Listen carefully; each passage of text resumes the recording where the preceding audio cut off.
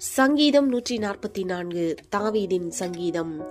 என் கைகளை போருக்கும் என் விரல்களை யுத்தத்திற்கும் படிப்பிக்கிற என் கண்மலையாகிய கர்த்தருக்கு ஸ்தோத்திரம்.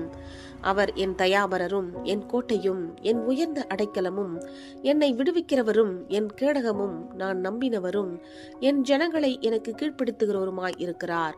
கர்த்தாவே, மனுஷனை நீர் கவனிக்கிறதற்கும் மனுபுத்திரனை நீர் எண்ணுகிறதற்கும் அவன் எம்மாத்திரம். மனுஷன் மாயைக்கு ஒப்பாயிருக்கிறான், அவன் நாட்கள் கடந்து போகிற நிழலுக்குச் சமானம். கர்த்தாவே, நீர் உமது வானங்களை தாழ்த்தி இறங்கி பர்வதங்கள் புகையும்படி அவைகளை தொடும். மின்னல்களை வரவிட்டு சத்துருக்களை சிதறடியும். உமது அம்புகளை எய்து அவர்களை கலங்கடியும்.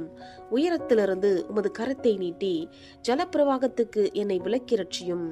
மாயையை பேசும் வாயும் கள்ளத்தனமான வலது கையும் உடைய அந்நிய புத்திரரின் கைக்கு என்னை விலக்கி தப்புவியும்.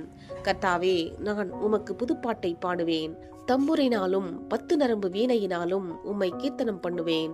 நீரே ராஜாக்களுக்கு ஜெயத்தை தந்து உமது அடியானாகிய தாவீதை பொல்லாத பட்டயத்துக்கு தப்புவிக்கிறவர். மாயையை பேசும் வாயும் கள்ளத்தனமான வலது கையும் உடைய அந்நிய புத்திரரின் கைக்கு என்னை விலக்கி தப்புவியும். அப்பொழுது எங்கள் குமாரர் இளமையில் ஓங்கி வளருகிற விருட்சங்களைப் போலவும் எங்கள் குமாரத்திகள் சித்திரம் தீர்த்த அரண்மனை கற்களைப் போலவும் இருப்பார்கள். எங்கள் களஞ்சியங்கள் சகலவித வஸ்துக்களையும் கொடுக்கத்தக்கதாய் நிரம்பியிருக்கும். எங்கள் கிராமங்களில் எங்கள் ஆடுகள் 1000-10,000 பழுகும். எங்கள் எருதுகள் பலத்தவைகளாயிருக்கும். சத்துரு உட்புகுதலும் குடியோடி புகுதலும் இராது.